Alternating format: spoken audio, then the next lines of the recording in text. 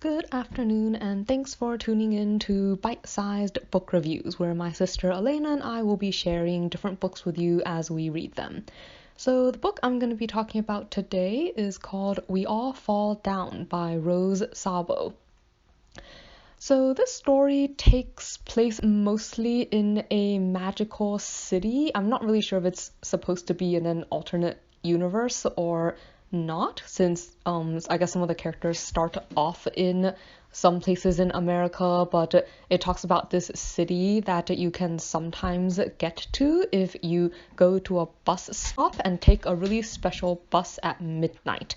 So this city isn't somewhere that, like anyone can get to at any time. Like, it only exists at certain points in time and for people who try to get there in certain ways.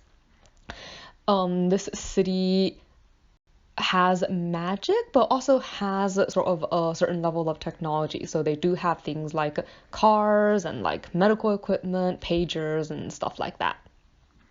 It's a little hard to summarize the big plot of this story, so I thought what I would do instead is to talk a little bit about each of the four characters that it focuses on throughout the narrative. So first we have someone called Jessie. I'm gonna try to refer to them as a they, since they appear to be kind of gender fluid and identify as a he, she, or they, depending on how they feel at different points in the narrative.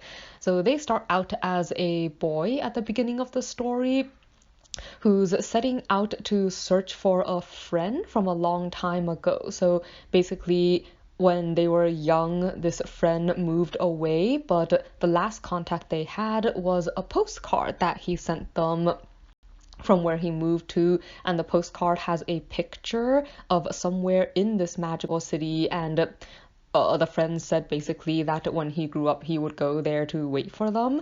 And so this character, now that they're older than 18 and stuff, has decided to set out to see if they can find him. The second character is someone called David. He is a graduate student in the physics department at a university in this magical city.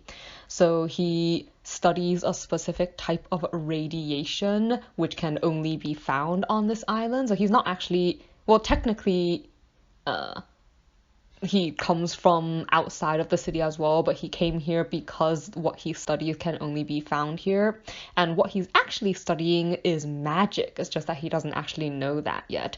And his story essentially begins when he purchases a book about magic from a witch. He's trying to, I guess, get his research to progress far enough to really solicit things like funding, but he's also dealing with a lot of problems in the city as a Black person in a place where a lot of people in important positions like police and stuff are white.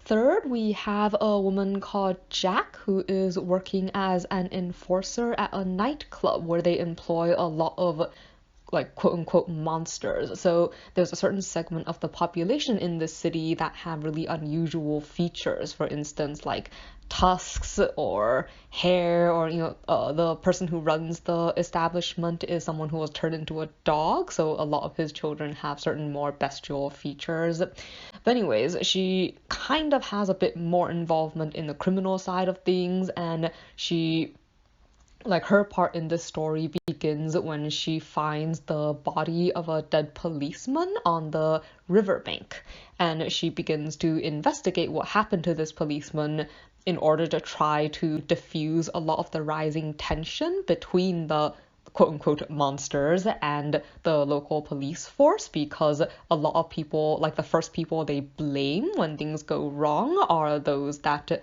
people consider to be monsters. So lastly, we have someone who's mostly referred to as the Nameless Girl. So I guess you could say she's a mutant, because she has 8 octopus tentacles growing out of her back. And so she mostly lives alone on a small island that's set a little bit apart from the main island where this city is located. And I think for her, she really wants to be someone normal and kind of wants to be part of society, but she's also had a lot of experience where people are afraid of her and, blame her when things go wrong. And she technically escaped from scientists on the like in River City who wanted to study her. So basically she's had some pretty bad experiences with people, but still kind of wants to be part of everything. So like her dream is to be a normal girl. And she like her plotline technically starts when like these bunch of fairies come to her and want her to kill like a potential king, and they offer her the ability, I guess, or offer her whatever she wants if she does this for them. But she doesn't, she doesn't want to kill anyone. And then she witnesses the dumping of like the policeman's body on the riverbank, and also becomes involved in Jack's investigations of this death. Though her line also really explores, I guess, this idea about monsters, like what makes a monster, like what role the creatures that people consider monsters might play in society. And she also kind of has to re-examine, I guess, like the conflicts or the potential discrepancies between what she wants, what she is, like what can be accomplished, and just how she perceives herself and the way that she fits herself into, I guess, a possible normal life and being part of other people's lives.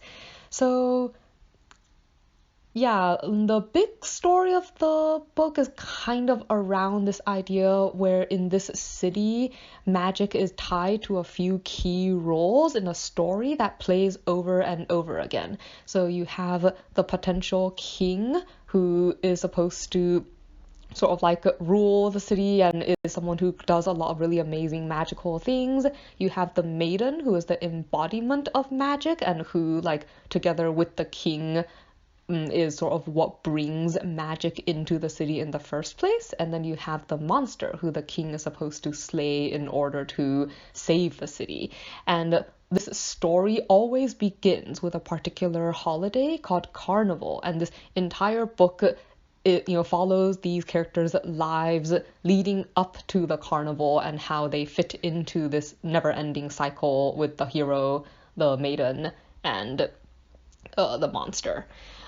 I think it was kind of interesting to see how all of these characters grew into the different roles that they had, and also how they fit into the life of this rather unusual place. But I think something I didn't like so much was just that, honestly, I think the story was really confusing. Like, I think there were a lot of implications, like that there was some type of curse related to the hero who becomes king, and maybe some, problem with the fact that this story keeps happening over and over again. And it talks about this revolution and people who try to change things and maybe made mistakes when they tried to change things, but it never really explains any of this. Like, I really wanted the story just to sit down and tell me like what everyone's goals were, what the actual history of everything was, and also just whether at the end things happened the way that different characters wanted it to, or if everything was still in motion, like if everything was still headed towards certain changes that different characters wanted. So basically, the ending was kind of inconclusive, and I think for me that what made it a little bit unsatisfying, and just that there was a lot of information that I really wanted and explanations that it didn't really give. Other than that, though, I do think it was a pretty interesting read. And yeah, so I guess that's pretty much it for this book. Thanks for listening.